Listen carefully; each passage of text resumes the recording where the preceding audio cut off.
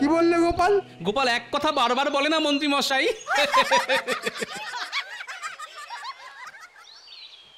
যাক, এতদিনে ভগবান মুখ তুলে চেয়েছেন, এবার আমার সমুদ্রের জল আরো বাড়বে বলে মনে হচ্ছে। যাই, এবার বাড়ি যাই।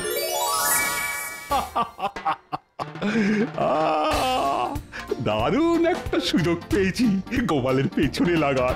না না না না না, এই সুযোগ কিছুতেই হাত ছাড়া করব না আমি। মহারাজ, মহারাজ, ও আপনি এখানে? এটা কি মহারাজ? এটা গোপালের সিন্ধু। এই দেখো মন্ত্রী, গোপাল কত মোহর জমিয়েছে। ওরে বাবা, এই যে অনেক মোহর। আপনি এটা পেলেন কোথায় মহারাজ? গোপাল ওর গিন্নির ভয়েই এই সিন্ধুকটা এখানে মাটি চাপা দিয়ে গেছিল। বাহ বাহ, আপনি যদি বলেন তাহলে এই সিন্দুকটা আমার কাছে রেখে দিতে পারেন মহারাজ। সত্যি বলছি, আমি একটা মোহরও বার করব না। না না না না, জেনে শুনে আমি বিড়ালের কাছে মাছ জমা রাখবো না। তাছাড়া এটা গোপালের সৎ পথে জমানো মোহর। তাহলে এটা নিয়ে কি করবেন এবার? গোপালকে ফিরিয়ে দেবেন? না না না না, গোপালকে বুদ্ধির চোরে প্রমাণ দিয়ে ওর নিজের সিন্ধুক ফিরিয়ে নিয়ে যেতে হবে।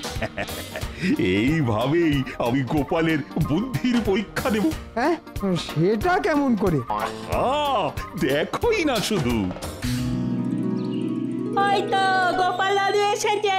ও গোপাল দাদু, আজ আমাদের মাখা সন্দেশ খাওয়াবে বলেছিলে, সন্দেশ এনেছো?